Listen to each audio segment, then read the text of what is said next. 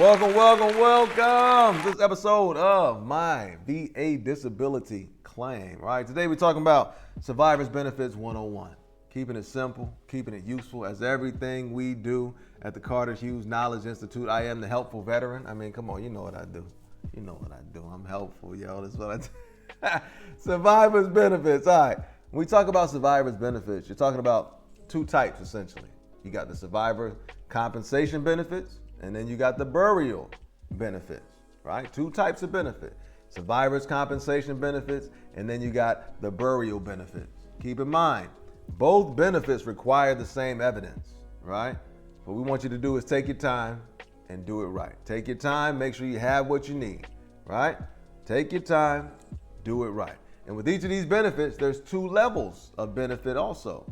You got one level for service-connected death, and then another level for non-service connected death, right? If that veteran passes from something service connected, that's a service connected death. If that veteran passes and on the death certificate it doesn't say anything that's service connected, that's a non-service connected death, right? So there's different levels of compensation based on the cause of death for that veteran. That's why the death certificate, extremely important, right? And we talk about this process.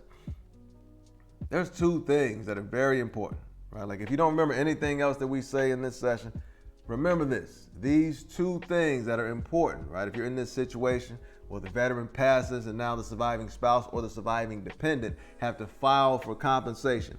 Number one,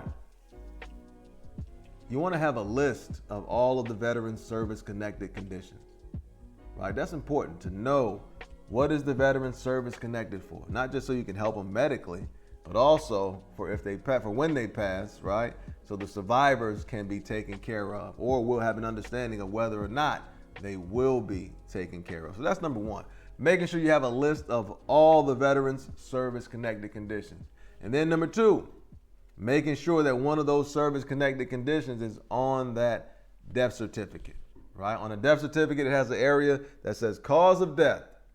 That's where you need one of those service-connected conditions to be, right? When you're talking death, very heavy subject. We understand that. Very emotional, right? Very challenging, stressful time. Nobody wants to deal with it. We understand that. But for me, I've seen too many folks struggle through this by not having the right information, right? That's why I give the information up front. I understand it's a sensitive topic, but I've seen too many people struggle by not having a list of service-connected conditions, by not having the death certificate with the service-connected disability, not even understanding that mattered, right? Not even understanding that mattered. You can get it amended, that is a possibility, but that's an additional process that you'll have to go through, right? And some people may not have the stomach for it at the time. We understand that as well. That's why we try to give you the information beforehand, right? Beforehand, so you'll know going in. Two things you need to focus on. Number one, making sure you have a list of all the veterans' service-connected conditions. And then number two, making sure that on that death certificate, there is a service-connected condition, right? When you file for both of these survivor benefits, the most important piece of evidence will be the death certificate.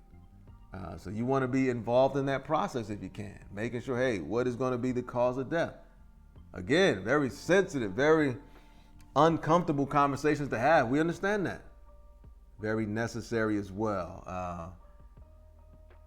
This is too important to rush through the process. Normally when you rush through things, you leave behind a trail of errors because you're rushing through, you're moving with haste. This is too important, right? Take your time, do it right. I've sat across from many surviving spouses who didn't take the time to make sure things were in order, or who didn't take the time to learn what they would need to do in that situation, right? They were unprepared. And it's just so stressful, that if you don't have this right the first time, and then you're faced with the reality that I have to go through another process, it could be extremely stressful, right? And an already extremely stressful time. So again, I wouldn't wish that on anybody. So that's why I give the information up front, right? Simple, useful, helpful. When you talk about survivors benefits, there's two types of benefits. Compensation benefits, which will be paid monthly, recurring, right? And then the burial benefits, which is a one-time payment. Burial benefits, one-time payment. Survivor compensation benefits, monthly, right? Monthly. Both of these benefits have two levels. One level if the death is service connected, another level if the death is not service connected, right? And the most important piece of evidence, again, will be the death certificate and what is on there as the cause of death, right? Very important that you know this stuff going in. And the two things that matter most, again, having that list of all the veteran service connected conditions, that's number one.